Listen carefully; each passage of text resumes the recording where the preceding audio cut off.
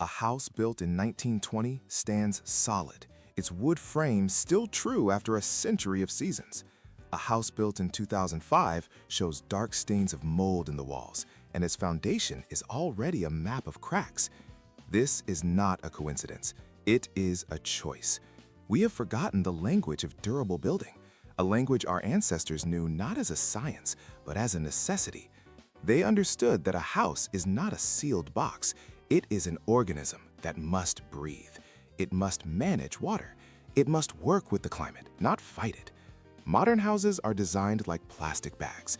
They are airtight, sealed, and intended to be perfect. But when moisture inevitably gets inside, and it always does, it becomes a trap. The house suffocates. It rots from the inside out. This is not progress. It is a fundamental misunderstanding of physics, materials, and time. In this guide, you will learn the 3 forgotten principles that made old houses last for centuries and why modern houses fail in decades. This is not a guide to building a new house. It is a guide to understanding the house you live in and recognizing the difference between a shelter that lasts and a box that decays. The benefits of this understanding are immediate. You will learn to spot the fatal flaws in modern construction. You will understand why your energy bills are high, even in a new, efficient house. You will know why mold appears in your walls. Most importantly, you will understand that a house that breathes is a house that is healthy, durable, and truly efficient in the long term. A house designed with these principles can last for centuries with minimal maintenance.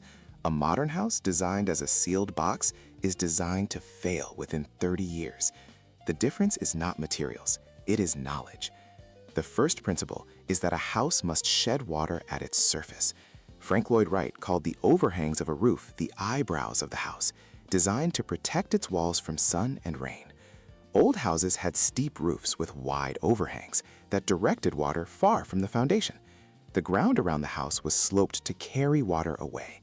The exterior materials, wood, brick, stone, were chosen because they shed water naturally. They were not waterproof, they were water-wise. Modern houses do the opposite. They have flat roofs with no overhangs, allowing water to pool. The grading is often flat or even sloped toward the foundation. Exterior materials like vinyl siding and synthetic stucco are designed to be waterproof, but they trap water behind them. When water gets in through a small crack, it has nowhere to go. It sits against the sheathing and begins the process of rot. Here's where most modern houses fail. They rely on perfect sealing, but seals always fail. Gaskets dry out, caulk cracks, flashing gets damaged. The moment a seal fails, the house becomes a water trap. Old houses assumed that water would get in. They were designed to let it out. This leads to the second principle. A house must breathe. It must allow moisture to dry and escape. In old houses, walls were built with air gaps, attics were ventilated, basements and crawl spaces were designed to move air. Every part of the house had a path for moisture to escape. The house was in a constant state of drying. Christopher Alexander, in A Pattern Language, describes this as the house being a living, breathing organism. It is not a static object. Modern houses are designed to be airtight. Walls are sealed with plastic vapor barriers. Attics are sealed to prevent heat loss.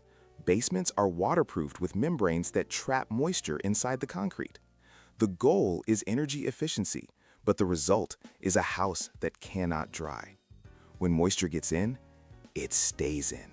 The oriented strand board sheathing swells and delaminates. The fiberglass insulation gets wet and loses its R value. The drywall turns to mush. The house is slowly, silently rotting from within. If you remember one thing, remember this. A house that cannot breathe is a house that will rot. It is not a matter of if, but when. The third principle is the use of materials that tolerate moisture. Old builders used wood that was naturally resistant to rot, like locust or old-growth cypress. They used brick and stone that could get wet and dry out without damage. They used lime mortar, which is soft and porous, allowing the walls to breathe and move.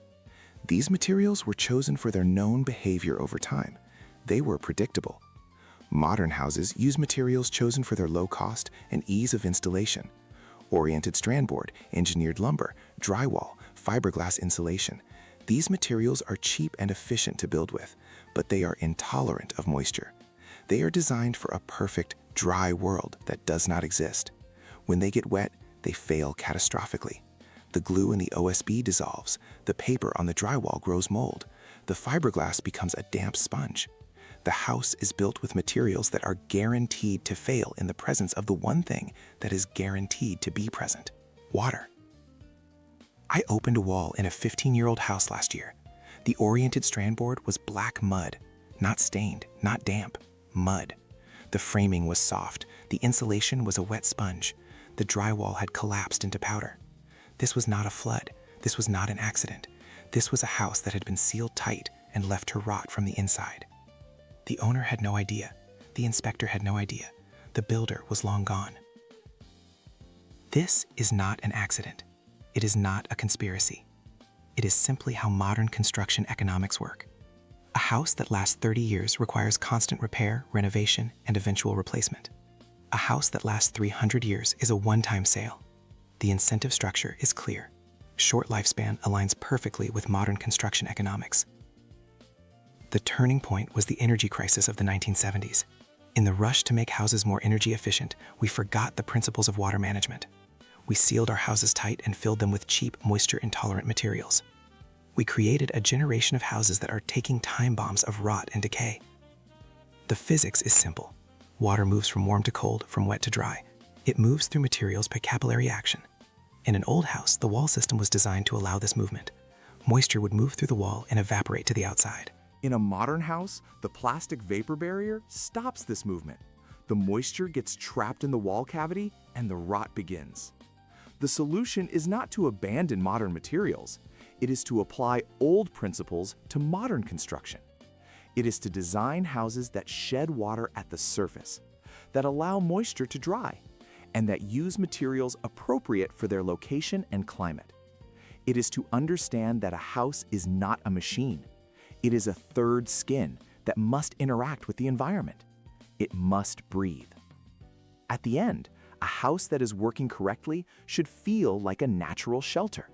It should be cool in the summer and warm in the winter without a constant battle of machines. It should smell clean and dry. There should be no dark stains on the walls, no musty smell in the basement. It should feel calm, stable, and permanent. Nothing humming, nothing plugged in, just the quiet confidence of a structure that is at peace with its environment. Here are 3 visible signs you can check in your own house today. First, look at your roof. If it is flat with no overhangs, water is pooling. If the ground slopes towards your foundation, water is moving towards your walls. If your gutters are clogged or missing, water is running down your walls. Second, look at your attic. If it is sealed with no vents, moisture cannot escape. If you see black spots on the roof sheathing, mold is already growing. If the insulation is damp to the touch, the house is already failing. Third, look at your basement or crawl space. If it is sealed with plastic and dehumidifiers running constantly, the house is fighting moisture instead of managing it. If you smell mustiness, moisture is trapped. If you see efflorescence on concrete, water is moving through the foundation. Here are 3 errors that are in millions of modern houses. First, sealed attics. The goal was energy efficiency, but the result is trapped moisture. Second, plastic vapor barriers in walls.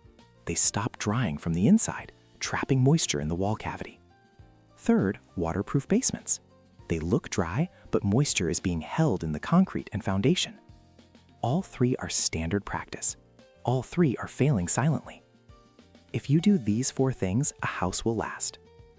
First, design it to shed water with steep roofs and wide overhangs. Second, create paths for drying with ventilated walls, attics, and foundations. Third, use materials that can tolerate moisture or are easily replaced. Fourth, prioritize durability over short-term energy efficiency. These principles are not new. They are not radical. They are the foundation of every house that has lasted more than a century. The question is not whether they work. The question is whether we will apply them. These are not suggestions. They are the fundamental laws of building. Old houses did not rot because they were built to obey these laws. Modern houses rot because they are built to defy them. The choice is whether we build shelters that last or boxes that decay. The physics does not change. Water is the enemy. Design the house to defeat it.